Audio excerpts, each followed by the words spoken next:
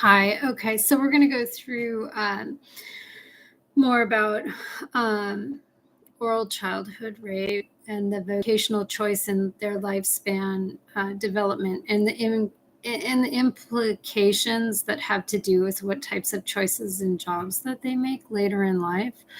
Um, I think sometimes they undergo the diagnosis for PTSD, comorbid simultanagnosia, through adolescence into early adulthood. And without treatment, they don't really address the aggression. And so they fall into like jobs that are, um, more violent, I would say, because they're used to that violent behavior. So that's what they have learned to do, since a parent is the one who makes the choices for a child. So they're going through that kind of job choosing. So they may choose something like war, soldiers, because there's rape and pillage potentially in countries set forth, where it's allowed, where the age of consent is 14.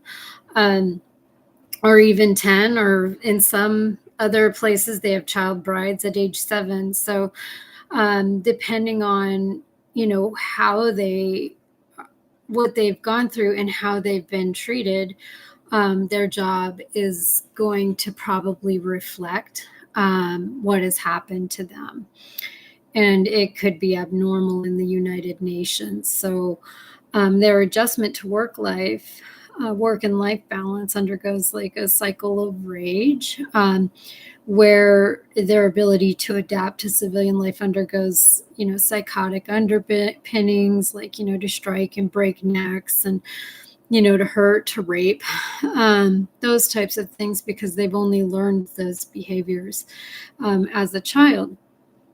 And they know that no one can understand their pain and suffering. So they go through this long, hard road of recovery. And then usually, like, they get somewhere along that road and a criminal sanction is issued eventually.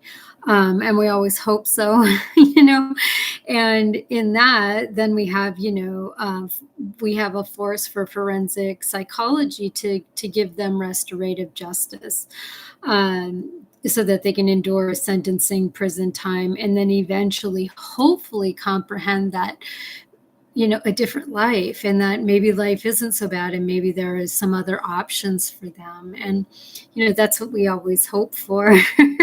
And anyhow, so that's the vocational aspect of what could happen if there's no treatment when they're young, and if it's not caught. And so we have teachers and school psychologists and other types of psychologists that always need to keep their eyes peeled for things like that. And, children who are having a tough time, to figure out like what's going on, siblings, family members, those types of things.